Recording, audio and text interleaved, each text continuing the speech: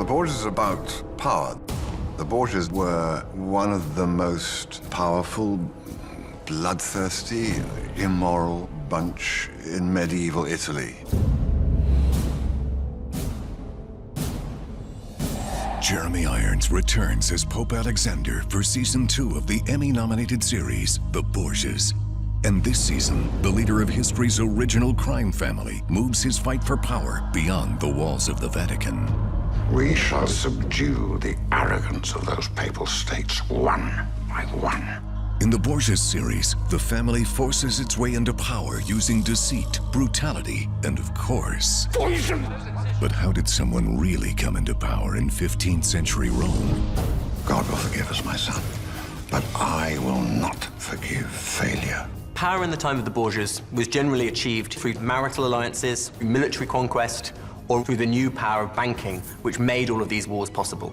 In fact, to be a great Italian house, you needed to bring those three things together. You needed wealth, you needed connections, and you needed force to be able to back up your reputation, to be able to back up your honor. The vultures are circling our family.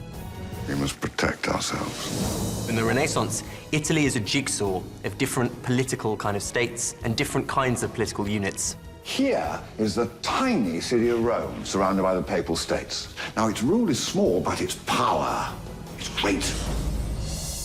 The papal states were a series of provinces that were ruled by different families, all of whom imagined they themselves had a right to the papacy. These are families who detest each other, who've been fighting a feud that has gone on for generations in the streets of Rome at this period. There's a huge amount of vicious brawling, there's a large amount of political murder that's happening because of the hatred between these families.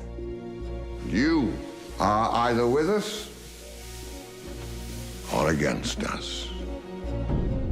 Church is immensely powerful. The Pope is both head spiritually of the Church, so he has universal authority over the whole of Europe, but he also has very vested political interests in that central area around St. Peter's.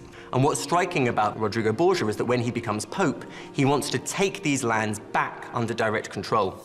We have unleashed a wolf upon this world, and if we do not act, he will consume us all. It's rumored that up to 4 cardinals were poisoned by Borgia as part of his way of eliminating his enemies. It's not just that he wants them out of the way, that he wants their wealth and their goods. Also, the church is selling a sort of speeded up passport to heaven. You could buy blessings in the afterlife by buying these indulgences, and the money from these indulgences were then used to build up the church back in Rome. God's blessing comes with a price. So the popes are immensely powerful, both universally as heads of the church, but also within Rome and that immediate area. And they're trying to create that area around Rome, a state worthy of their spiritual office. We will restore Rome to its former glory.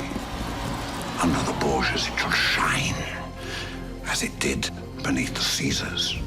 The fight for power over Rome continues when history's original crime family returns for season 2 of The Borgias.